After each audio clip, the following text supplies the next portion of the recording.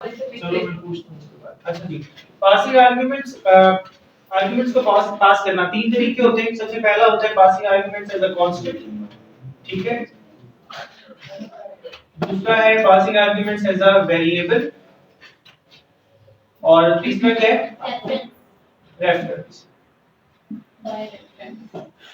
देखो भाई, आर्गुमेंट्स को पास करने से मुराद ये होता है, हमें पता है कि फंक्शंस के अंदर हमने दो चीजें पढ़ी हैं, एक नंबर ऑफ पैरामीटर्स, एक number of arguments. Number of parameters is always equal to number of arguments.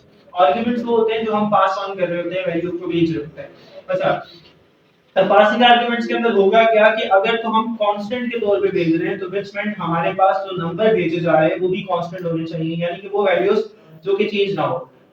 Doesn't matter वो इंटीजर हो, फ्लोट हो, कोई भी चीज हो सकती है, बट होने कांस्टेंट चाहिए, मतलब जो आप पास भेज रहे हैं, पास कर रहे हैं। तो passing arguments is a constant सबसे पहले कर लेते हैं, उसके छोटे से प्रोग्राम करवा देता हूं कि लेट्स सपोज हमने कहा मेन फंक्शन के अंदर आए डायरेक्ट, और यहां पर आकर फंक्शन का नाम लिखने के बाद आपने आर्गुमेंट्स को पास कर दिया। लेट्स सपोज हमने फंक्शन का नाम रखा fun1, ठीक है। लेट्स सपोज फंक्शन का fun1 रखा, यही रखा, और यहां पर फंक्शन के लिए दो आर्गुमेंट्स भेज दिए, एक भेज दिया 35 और एक भेज दिया 37। अब ये दो आर्गुमेंट्स हैं, अब ये दोनों के दोनों क्या है? कांस्टेंट है।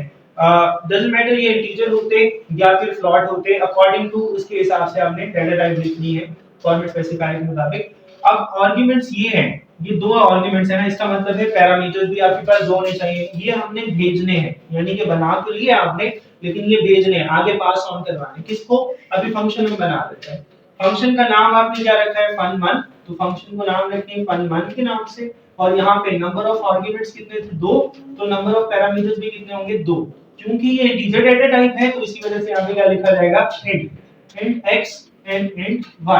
लेट्स सपोज आपने दो वैल्यूज लिख ली यहाँ पे, उसके बाद आप यहाँ पर आते हैं और आप आकर प्रिंट करवा लेते हैं। आप कह देते हैं कि यहाँ पर हमने चेक करना है कि इफ, यहाँ पे हम कंडीशन लगा देते हैं इसके अंदर कि क्या एक वैल्यू जो है वो दूसरे से ग्रेटर देन है, अगर है तो ठीक है, अदरवाइज प्लस करवा दें। मतलब हम इसमें इफ और एल्स लगा देते हैं। मतलब मैं यहाँ पे कहता हूँ if x is less than y, अगर x y से लेस देन है तो वो सी आउट में प्रिंट करवा दे x is less than y। अब देखिए हमने डायरेक्ट ये क्यों नहीं लिखा, हम यूजुअली ये लिखते थे ना x is less than y। मैंने x को अलग क्यों लिखा, y को अलग क्यों लिखा? रीजन, क्योंकि x में वैल्यू आएगी उसकी जो कि उसको पास की जा रही है, मतलब वो डायरेक्ट बताएगा 35 इज लेस देन 37। समझ रही बात की? अगर मैं यहाँ पे खाली लिखता ना x is less than y, तो फिर खाली आता है, इन्वर्टेड कॉमास पे लिखा जाता है x is less than y, तो x is less than y आता।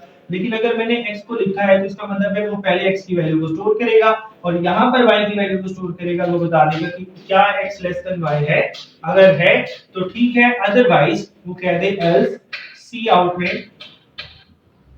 y, या फिर हम ये लिखते हैं x is greater than y, ठीक है, या फिर y is less than x, एक ही बात है। हम यहाँ पे लिख देते हैं x is greater than y, ठीक है।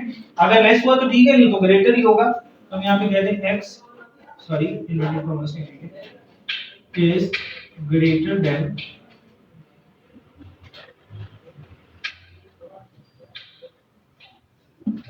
ठीक है जी। अब x is greater than y, अब ये बन तो गया, अब इसको चलाना कैसे? यूजुअली मैंने खैर बता ही दिया सारा। सबसे पहले फंक्शन का नाम आ गया आपके पास, आपने फंक्शन का नाम रख दिया fun1। फंक्शन की डेटा टाइप आप रख लें void, मतलब वो कुछ भी रिटर्न नहीं करेगा। अगर आप यहाँ पे int लिखते हैं तो वो इंटीजर वैल्यू स्टोर कर देगा, void लिखेंगे तो वो कुछ भी स्टोर नहीं करेगा। लेकिन क्योंकि हम आर्गुमेंट्स दे रहे हैं तो डेटा टाइप की खास जरूरत है नहीं, क्योंकि वैल्यूज खुद ब खुद पास ऑन हो रही है। अच्छा, सिंटैक्स पूरा हो गया। फंक्शन टाइप, फंक्शन का नेम और फंक्शन के पैरामीटर्स। अब नंबर ऑफ पैरामीटर्स कितने हैं आपके पास? दो। तो व्हिच मीन पहला parameter is denoted as x 35 और दूसरा क्या डिनोट हो जाएगा?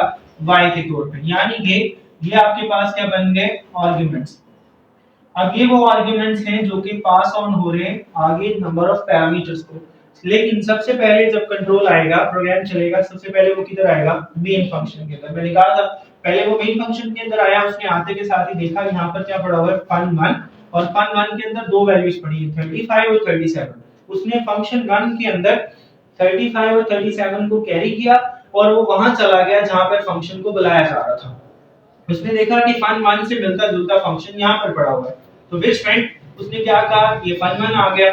फिर उसने काउंट किया कि 35 और 37 मेरे पास है और यहाँ पर दो वैल्यूज हैं, int x और int y, दोनों की दोनों इंटीजर डेटा टाइप्स हैं और दोनों को आर्गुमेंट्स मिल रहे हैं, पास ऑन हो रहे हैं। सपोज करो कि मैं यहाँ पे लिख देता 35 36 37, तो एरर आता। रीजन क्यों? क्योंकि फंक्शन का नाम तो सेम है fun1, लेकिन number of arguments which is passing on which is वो ज्यादा है आपके पास instead of number of parameters के।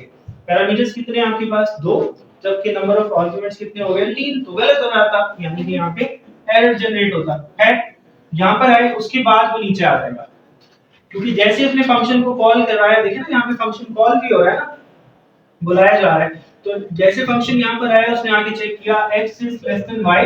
अब x की वैल्यू कितनी है आपके पास? 35। क्या 35 लेस देन होता है 37 से? यस होता है। तो यहाँ पर आकर वो कहेगा x is less than y, वो खाली ये नहीं लिखेगा।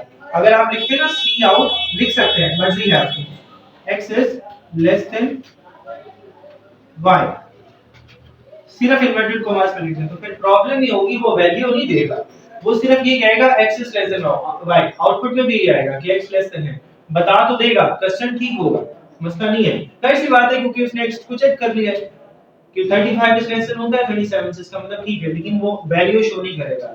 मैं कहता हूं कि आउटपुट में ये आना चाहिए, वो कहे 35 is less than 37, ठीक है। इसका मतलब है हमें इस तरह लिखना पड़ेगा, तो x लिखा is less than, ये इन्वर्टेड कॉमास में लिखिए क्योंकि जैसा है वैसा का वैसा शो होना चाहिए, ये नहीं लिखेंगे तो एरर आएगा क्योंकि ये डिक्लेयर्ड नहीं है ना, ठीक है। तो फिर y लिखिए, तो y में किसकी वैल्यू आ जाएगी? 37। अगर तो अब पहली कंडीशन चल गई ना, अगर ना चलती तो फिर वो कहता है x is greater than y। आप यहाँ पे ये भी लिख सकते हैं कि y is less than x, एक ही बात है, ठीक है, सिंपल हो गया। This is called a passing arguments as a constant, constant के तौर पे वैल्यूज भेजी जा रही है। आप एक से ज्यादा फंक्शन को भी बुला सकते हैं, एक से ज्यादा आर्गुमेंट्स को भी पास ऑन कर सकते हैं। लेट्स सपोज आपने लिखा 19 फिर लिखा 10, तो पहली दफा में क्या आएगा? पहली दफा में ये आएगा, वो कहेगा ये वाली चीज, ठीक है, ये तो मैंने वैसे ही लिखा था ना। पहली दफा में वो इसको पास ऑन करेगा, वो कहेगा 35 इज, ठीक है, लेस देन 37 होता है। अगली बार वो कहेगा 19 इज ग्रेटर देन 10, ठीक है, फिर एक और कर ले, फिर एक और कर ले, जितनी मर्जी आप आर्गुमेंट्स को पास करना चाहते हैं कर ले, इस स्टेटमेंट पे कोई भी असर नहीं पड़ेगा, आपको अलग-अलग लिखने की जरूरत नहीं पड़ेगी। ठीक हो गया? क्लियर है? इसको